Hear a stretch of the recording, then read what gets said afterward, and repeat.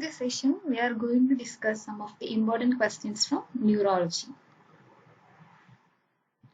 The area of receptive speech is located in, and the options are frontal lobe, temporal lobe, parietal lobe, and occipital lobe. The right answer is temporal lobe. Wernicke's area, also known as the area of receptive speech, is located in the temporal lobe on the left side of the brain and is responsible for the comprehension of speech. Next question. Shock is usually associated with which group of meningitis? And the options are TB meningitis, viral meningitis, meningococcal meningitis, and protozoal meningitis. Here, the right answer is meningococcal meningitis, which is associated with septicemia and septic shock. Which of the following procedure is done along with the lumbar puncture? So, renal function test, liver function test, GRBS, and biopsy. So here the right answer is GRBS.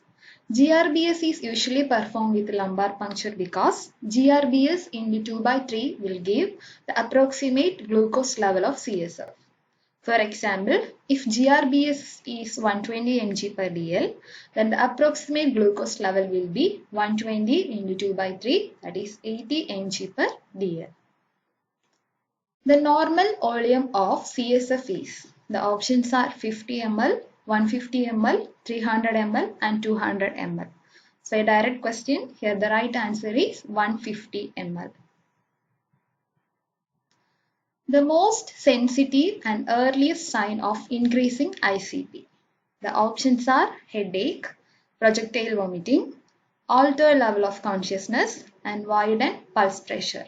So here the most sensitive and earliest sign of increasing ICP is altered level of consciousness. All the remaining options are also associated with the increased ICP, but they are the later manifestations. Next question. Which of the following poster indicate brainstem lesion? So the options are decerebrate posturing, decorticate posturing, rigidity, and flaccidity. So here the right answer is decerebrate posturing. Decerebrate posturing indicate a brainstem damage, that is specifically a damage below the level of red nucleus. Decerebrate posture is an abnormal body posture that involves the arms and legs are being held straight out, the toes being pointed downward, and the head and neck being backward. The muscles are tightened and held rigidly. The next question. Difficulty in chewing is caused due to damage to which cranial nerve? And the options are 4th cranial nerve, 7th cranial nerve, 5th cranial nerve, and 2nd cranial nerve.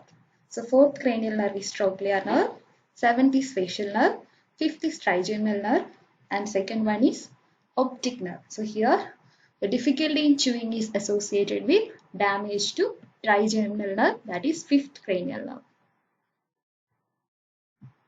Next question. Cobweb appearance of CSF indicate, and the options are bacterial meningitis, TB meningitis, encephalitis, and viral meningitis. So here the answer is TB meningitis. CSF is typically clear or slightly turned.